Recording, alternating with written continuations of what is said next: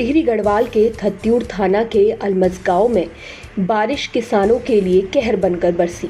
ओलावृष्टि से किसानों की फसल तबाह हो गई, घरों में पानी भर गया। अब इस मुश्किल घड़ी में किसानों को सरकारी मरहम का इंतजार है। देखिए हमारी ये खास रिपोर्ट। नमस्कार, मैं दीपिका रावत, ज़िला टिहरी, थाना थत्यूर और गांव अलमज।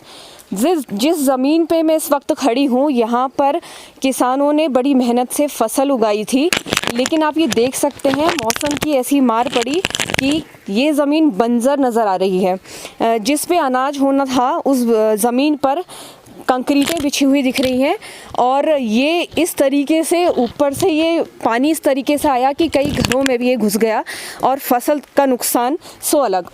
कितना फ़र्क पड़ा इसका किसानों से हम जानते हैं और कैसे वो इससे उबारेंगे, क्योंकि सरकार का ध्यान इस वक्त फ़िलहाल इस पर नहीं है। लॉकडाउन की ओर सारा का सारा ध्यान केंद्रित किया गया है और कोरोना को लेकर के प्रशासन व्यस्त है, लेकिन इस ओर ध्यान देने की ज़रूरत है, वरना भूख से कैसे बचा जाए ये एक बड़ा सवाल होगा। आपसे जानना चाहेंगे, आपका नाम? कुंदन सिंह। सर, आप मुझे बताइए कि इस ज़मीन पे फसल बोई थी, बारिश ने तबाह कर दिया। बोई थी, बारिश ने बिल्कुल ख़त्म कर दिया इसे। हाँ जी। कितना नुकसान? अब नुकसान तो अब क्या बोल सकते हैं कितना का है, पर मतलब ख़त्म ही है, पर नुकसान क्या, पूरा ही नुकसान ही हो गया बस। जितनी गांव में पूरी फसल थी सबकी पूरी फसल ख़त्म है बस। वैसे गेहूं की फसल थी, गेहूं भी ख़त्म हो गए, मटर की थी, मटर भी ख़त्म हो गए, और शिमला मिर्च, ये गोभी वगैरह, इससे तो अभी लोग शुरू याद कर रहे हैं इसका ना, ये भी ख़त्म हो गई थी ओले पड़ने से जी।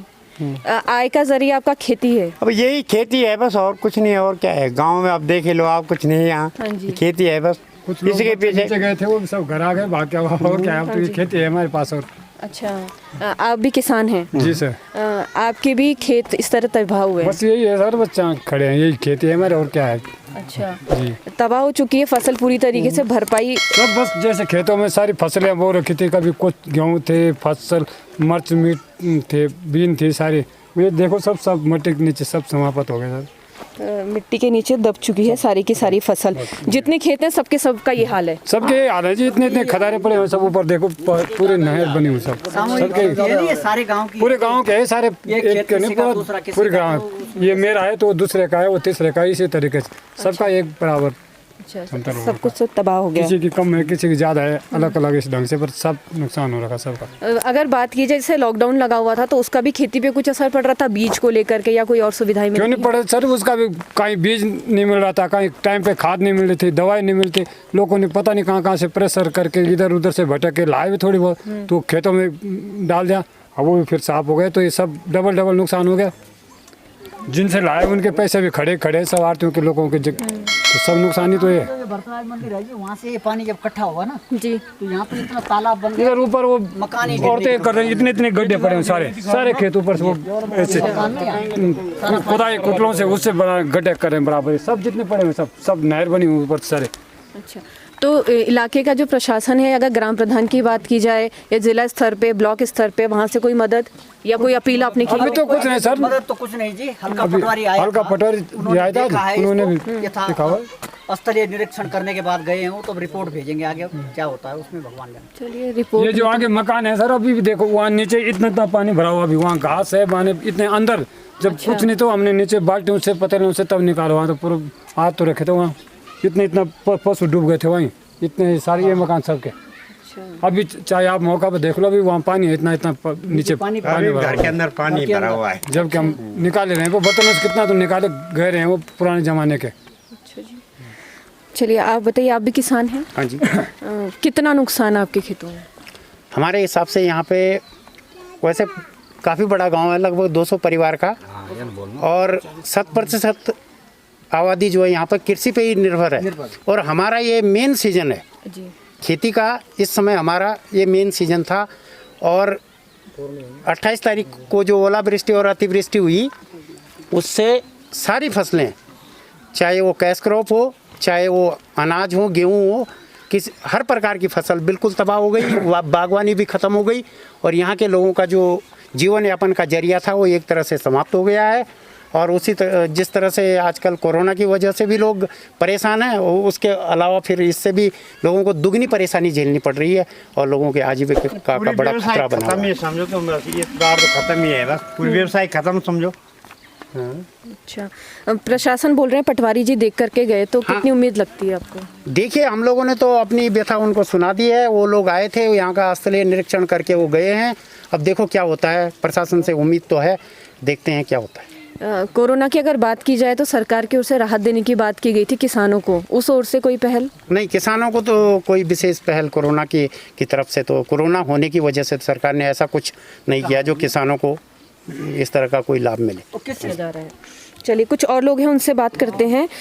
आप बताइए, आप किसान हैं? मैं तेजपाल सिंह, सदस्य क्षेत्र पंचायत ग्राम सभा अलमस। अच्छा। तो जो 28/5/2020 को जो ओलावृष्टि और बारिश हुई थी, उससे हमारे ग्राम सभा अलमस के किसानों को बहुत ज़्यादा नुकसान हुआ, लाखों का नुकसान हुआ, जिसमें कि किसी भाई लोगों के घरों में पानी घुस गया।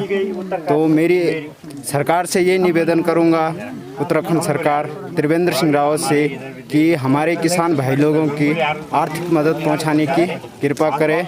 और मंत्री सुबोध उनियाल, कृषि मंत्री, उससे भी निवेदन करूंगा कि हमारे किसान भाई लोगों के आर्थिक रूप से मदद करें। पंचायत सदस्य हैं आप? क्षेत्र पंचायत सदस्य, बात तो आप ही पहुंचाएंगे?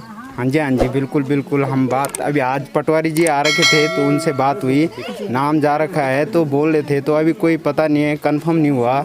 पता कंफर्म तभी होगा जब आगे जाके बात होगी मुख्यमंत्री से, आगे रिपोर्ट जाएगी। अच्छा, प्रधान जी हमारे साथ हैं। प्रधान जी क्या है? हाँ जी, अच्छा, वाइफ है आपकी? वाइफ कहाँ है? अच्छा, वो काम कर रही है।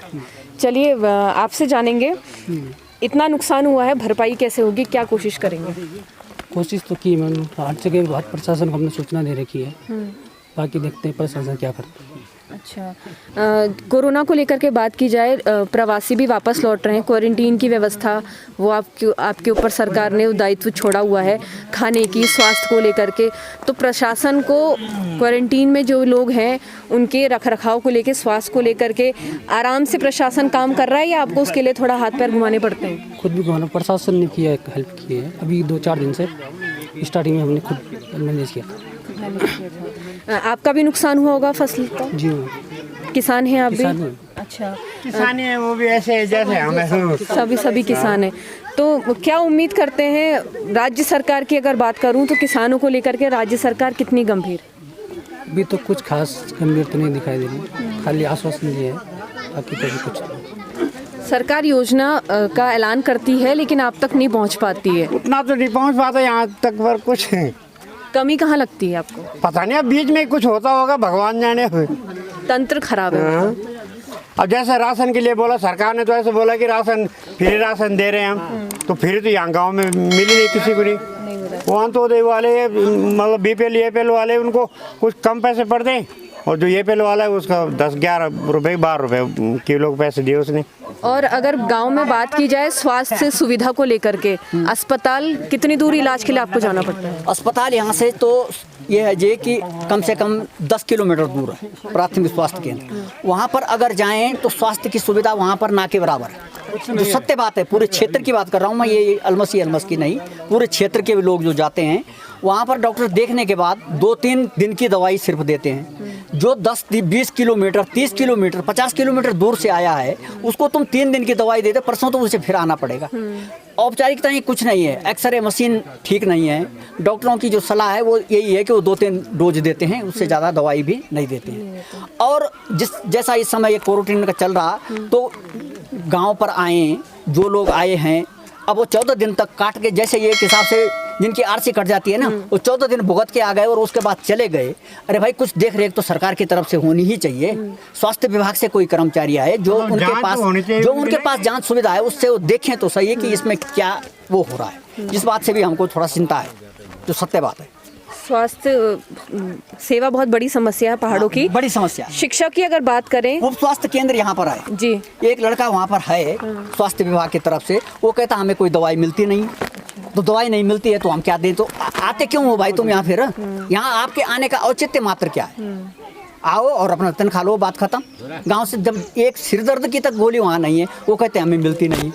कभी कभार मिलती है तो दे देते हैं, नहीं मिलती है तो बात खत्म है। वो स्वास्थ्य केंद्र है यहीं पे जहाँ से आप लोग आए अभी, वहाँ पर।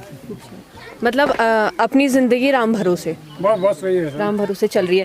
शिक्षा व्यवस्था की बात की जाए, स्कूल वगैरह इस इलाके में है? हाँ, स्कूल तो है, इंटर कॉलेज हैं, 5 किलोमीटर दूर पे भवान है और 8 किलोमीटर दूरी पे थत्यूड़ में है। इंटर कॉलेज 2 हैं, पहले थत्यूड़ भवान से ही लोग पढ़ाई करते हैं, डिग्री कॉलेज है।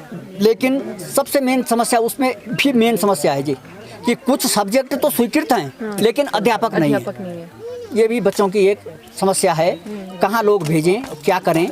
जब विद्यालय में अध्यापक ही नहीं है तो वो क्या करें फिर। थत्यूड़ में कुछ लोग फिर थत्यूड़ 8 किलोमीटर जाने को तैयार हैं इसी वजह से।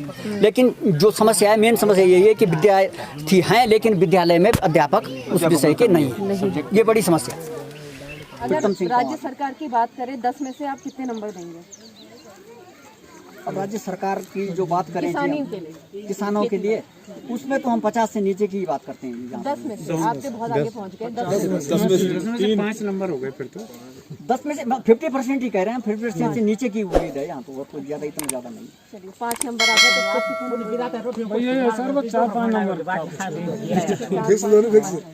अभी पास हो ही गए त्रिवेंद्र सरकार। आप कितने नंबर देंगे? 5 नंबर। आप? मैं तो 3 नंबर दूंगा जी। 4 नंबर। थोड़ा अलग अलग हो जाएगा, अलग अलग थोड़ा। 6 नंबर टॉप करा दिया आपने। 5 नंबर। 5 नंबर। 4 नंबर। 5 6 नंबर। चलिए आप कितने देंगे? 10 में से? आप कितने देंगे? 5 नंबर। पास होते हुए नजर जरूर आ रहे हैं, लेकिन उम्मीदों के पैमाने पर खरे उतरती त्रिवेंद्र सरकार नजर नहीं आ रही है। राहत देनी चाहिए। अगर खेतों को देखा जाए तो ये फसल ये तो होना ही चाहिए। बारिश के बाद इन्होंने वापस से बोली है, लेकिन उससे पहले हालात सेम ऐसे थे जैसे ये मैडम ऑलरेडी फसल थी, उखाड़ के दोबारा लगानी पड़ेगी।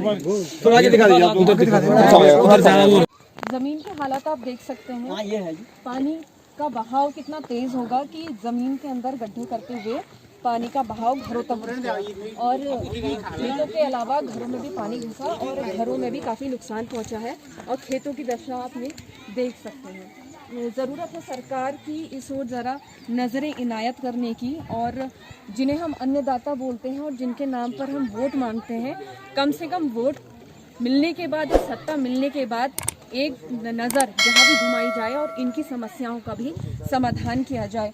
ऐसे ही जन की बात हम जो लेकर के आए आपके लिए आगे भी लेते आएंगे। जनता के बीच में पहुंच करके जन की बात करेंगे, ज़मीन पर रह करके ज़मीनी स्तर का हालातों का जायज़ा लेंगे और यहाँ के जनता की सारी समस्याएं आप तक पहुँचाएंगे। और उम्मीद करते हैं सरकार अपनी कान और आँख खोले रखे ताकि वो भी ये हालातों, ये मंजरों को देख सके, सुन सके और इनका समाधान कर सके। फिलहाल मेरे साथ इतना ही। लगातार कवरेज के लिए आगे भी हम लोग निकलेंगे और जन की बात करेंगे। मिलते हैं अब अगले पड़ाव की ओर।